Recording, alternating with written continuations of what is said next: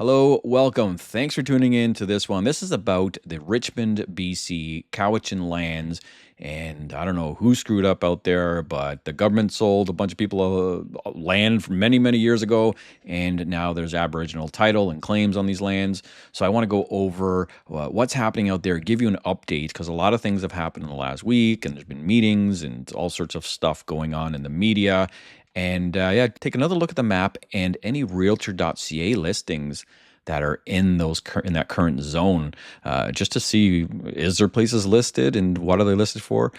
Anyway, let's look at that and the historical evidence that we have, or cases where other parts of the world where Aboriginal title has been given, or Indigenous title, Native title, whatever you want to call it, and people have been evicted. So there are cases where people have been evicted. And, don't worry about, the lands in Canada and these places. You'll be fine as long as you're a Cowichan Tribe member. But if you're not, you might have to worry. All right, so here's a few quick updates if you haven't seen them already. This is from Juno News, and this is at Richmond BC Town Hall on the Cowichan Aboriginal title decision. Residents are warned. Property values are already plummeting. Lenders and insurers are worried, and the only solution is to overturn this on appeal. Here's another video from a guy. I'm going to play a quick clip of this, just where he mentions about his mortgage. But Richmond property owners who says he's owned his home since 1975 and paying taxes on it has been told by his lender they won't be renewing his mortgage after First Nations land claim. This is just the start. And somebody said in the comments, why does he still have a mortgage if he's owned it for 50 years? Anyway, that's another question. Do you have a mortgage on your property here in Richmond? I do. Have you spoken to your lender? I have. And what have they told you? They are not renewing it. Wow. And here's another one here from the Canadian Press. Councillor says $100 million project denied loan over Cowichan case. Bank says not a factor. So they're saying it's denied, but the bank saying it's not a factor. Anyway, links in the description for that one. You can read it fully.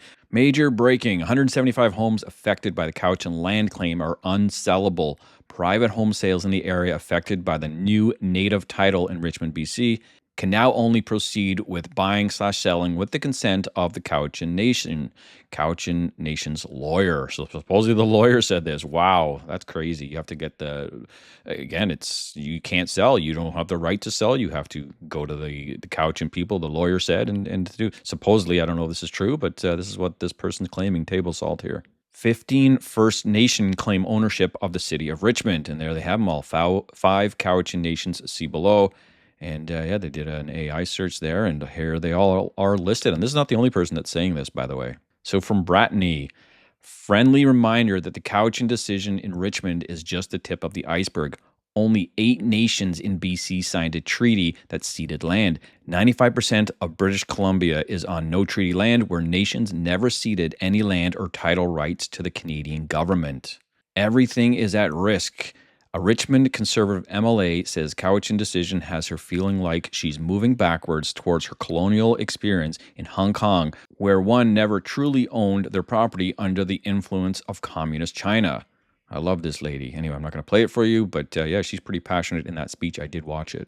And it doesn't just stop in Richmond, BC, by the way. First Nation files lawsuit demanding Aboriginal title over lands in Western Quebec.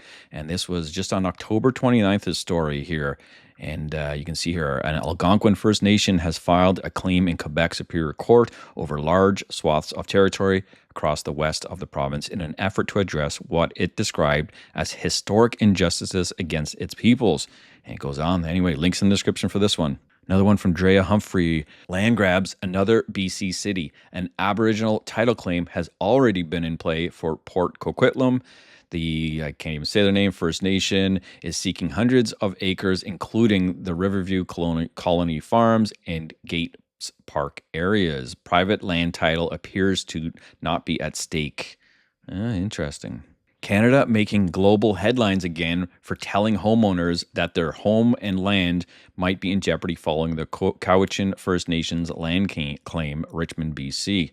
And here you have it from the Daily Mail. Homeowners in Pacific Northwest City are warned their land has now been given to native tribe, and that eviction could soon follow. From Times of India, Canada landowners receive bizarre notice. Your home is not yours because. So that's pretty crazy stuff. So here is a recent article from the Vancouver Sun. I'm using it because of the map in here. And this was talking about, I think it's before. Yeah, this is October 19th. Upset in the extreme. Richmond to hold public meeting for homeowners affected by Cowichan Nation land title decision. And whatever, they interview some guy, I guess. There's that letter that went out. If you haven't seen it, the letter that went out from the mayor saying, hey, we got to meet. I think it went out to 150 people or 150 homeowners in that area. Some people said there's 175, but anyway, there's quite a few. And here is the map here. So yeah, check out this map. And I'm going to go to MLS or realtor.ca right now. But you can see down there Stevenson Street or whatever it is, all the way up to Blundell, I think it is. But we'll see here. We're going to look, and we're going to look in here. So there's two parts to this map. And from what I can understand, you have the one in the black where the Aboriginal title has been awarded, and the green is the claim area boundary. So there's other First Nations and whoever else in there, there's a list of them, that have claims in this land. And this one has already been granted to the Cowichan people in black, but the green is still up for play. They're still, I guess, going through the court.